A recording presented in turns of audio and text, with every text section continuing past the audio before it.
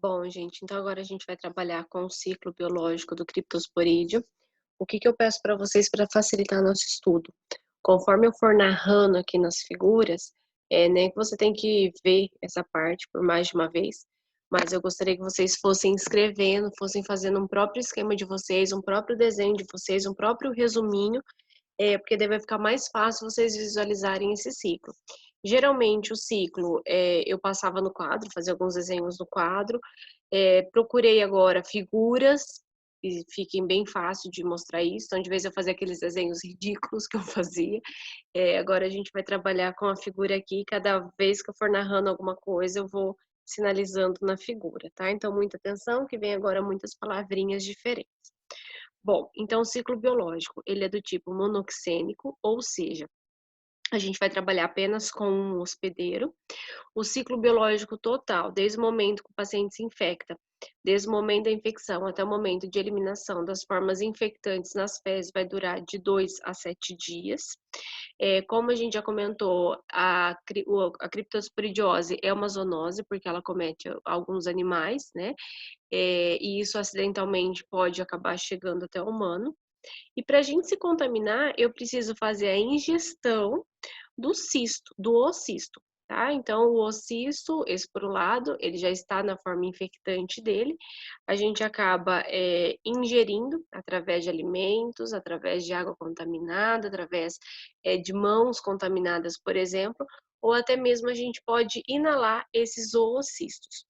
Então, aqui embaixo, nessa figura de fundo preto, eu tenho 2 oocistos e lembrando que dentro de cada oocisto eu tenho 4 esporozoítos. Ciclo biológico, então, é o maior ciclo que a gente teve até agora, tá? Entre os poucos que a gente já estudou, então ele é um ciclo bastante, ele é longo e ele tem bastante detalhezinho. Então vamos com bastante calma, tá? E faça o seu esqueminha e faça o seu resumo para isso ficar mais fácil de você entender. Então, primeiramente, eu vou ingerir ou eu vou inalar um oocisto esporulado, que é a forma infectante. Esse oocisto, dentro dele, ele tem, cada oocisto tem 4 esporozoítos, então aqui na figurinha a gente vê um esporozoíto. Esse oocisto, quando ele chega no estômago, ele começa o seu processo de desencistamento, então ele começa a liberar os esporozoítos. Ali em B, a gente consegue ver, eu tenho as células do intestino em rosa, as microvilosidades, e ali eu tenho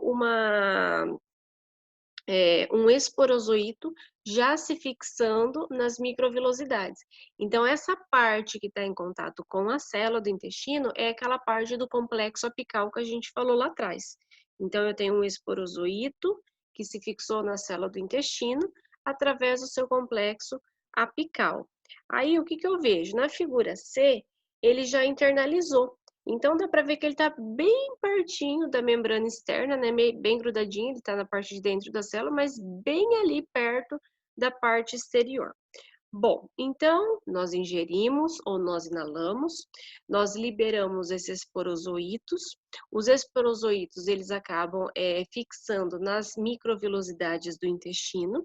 E aí, esses esporozoítos, gente, eles invadem o enterócito e eles iniciam um processo de reprodução assexuada, do tipo esquizogonia. Esquizogonia, a gente também pode chamar de merogonia, tá? É o mesmo nome, é aquela história que vai dividir primeiro o núcleo várias vezes, depois vai dividir o citoplasma. E aí, isso vai dar origem a vários indivíduos. Então, vamos supor, a figurinha E, por exemplo, mostra pra gente um esquizonte ou meronte. O que que seria um esquizonte ou meronte? Já é uma célula, já é uma estrutura, que dentro dela, essa estrutura já está cheia de células para liberar novos indivíduos. Então, ali em E, eu tenho o que eu chamo de meronte ou até mesmo esquizonte. Esse esquizonte, ele rompe e ele vai liberar vários merozoítos nessa região. Esse merozoíto, ele pode ter 2 caminhos.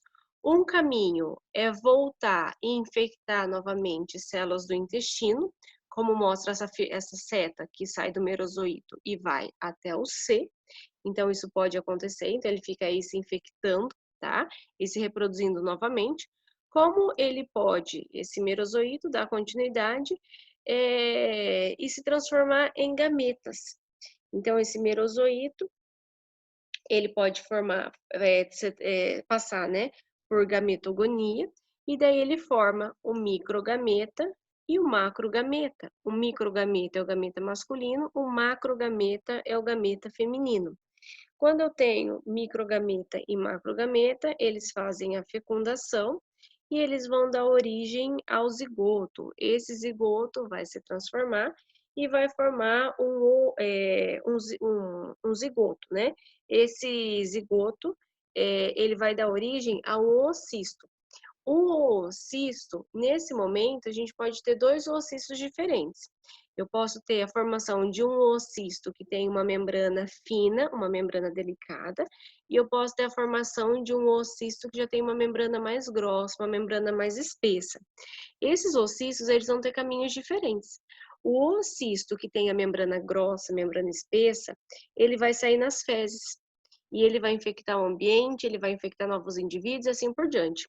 O oocisto que tem a membrana mais fininha, a membrana mais delgada, geralmente ele nem sai. Ele já rompe ali nessa região do intestino, então ele nem sai para o meio externo, e dessa forma ele acaba liberando novos esporozoítos e o ciclo continua novamente. A gente tem o início do ciclo. Então eu posso ter a formação do oocisto e causa uma autoinfecção, é o oocisto de membrana fina, tá? Então ele vai romper ali e já vai dar início ao ciclo novamente, ou eu posso formar o oocisto de membrana grossa, de membrana espessa, que vai sair com as fezes e vai contaminar o ambiente e novos hospedeiros. Bom, sendo assim, os homens ou animais infectados, eles acabam liberando nas fezes oocistos com esporozoítos, que é a forma infectante, que é o que a gente chama de oocisto esporulado, é quando já tem os 4 esporozoítos prontinhos. Então, o que eu gostaria que vocês lembrassem desse ciclo? A sequência, né? O que a gente tem de sequência ali? Você tem a ingestão, aí esse oocisto libera as suas formas, que são os esporozoítos. Os esporozoítos sofrem merogonia. Posteriormente, a gente tem a formação dos podemos, né, ter a formação dos gametos, por exemplo, a gametogonia. O gameta masculino com o gameta feminino, eles acabam sofrendo o processo de fecundação. Forma 2 oocistos. 2 que eu digo assim, 2 tipos, tá? Não é um número, mas podem formar 2 tipos de oocisto, o de parede fina, o de parede grossa. E assim, ou ele faz uma autoinfecção, ou ele vai para o meio externo.